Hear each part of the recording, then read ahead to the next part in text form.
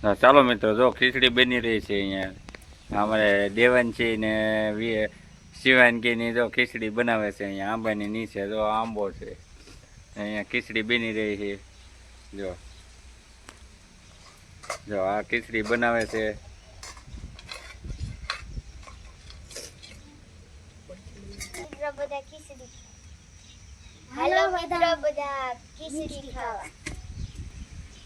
જો આ ખીચડી બની રહી છે.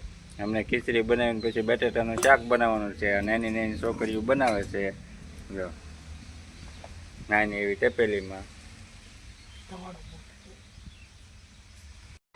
તો જો મિત્રો, હવે બટેટા મોળવાનું ચાલુ કર્યું છે. હવે બટેટાનું શાક બનાવવાનું છે. તો દેવાંશી, શું કરો છો તમે? બટેટા મોળીને શું કરવાનું છે? શેનું? સારું, હાલો બટેટાનું શાક બનાવી નાખો. જો મિત્રો, બટેટાનું શાક બનવા તૈયાર થઈ રહ્યું છે.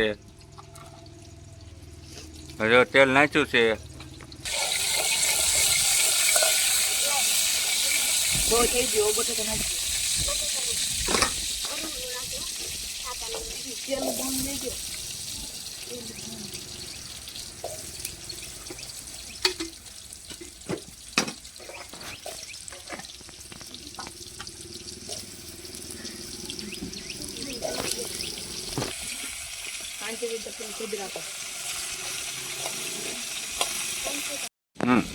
બટેટા નાખી દીધા છે. હવે બધો મસાલો બાકી છે. વિડીયોમાં બના રહેશે.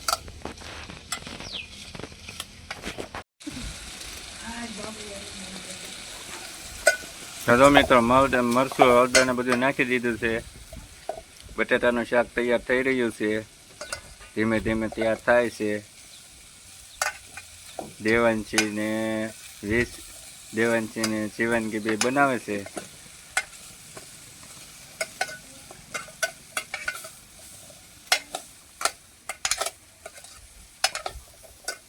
ખીચડી ને બટેટાનું શાક બને છે. ખીચડી તૈયાર થઈ ગઈ છે. બટેટાનું શાક બાકી છે.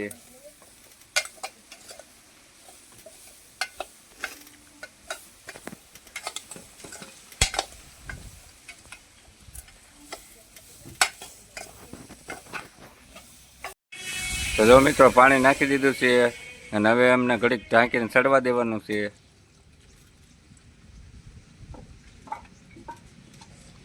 બટેટાનું શાક ને એ બધું બનાવી નાખ્યું છે. ઢીંગલી બે ને હવે જમવા બેઠી ગયું છે.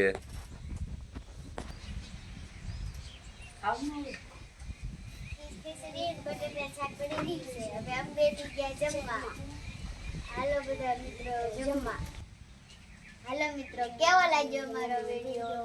કોમેન્ટમાં જણાવજો. લાઈક, કોમેન્ટ ને સબસ્ક્રાઇબ કરજો.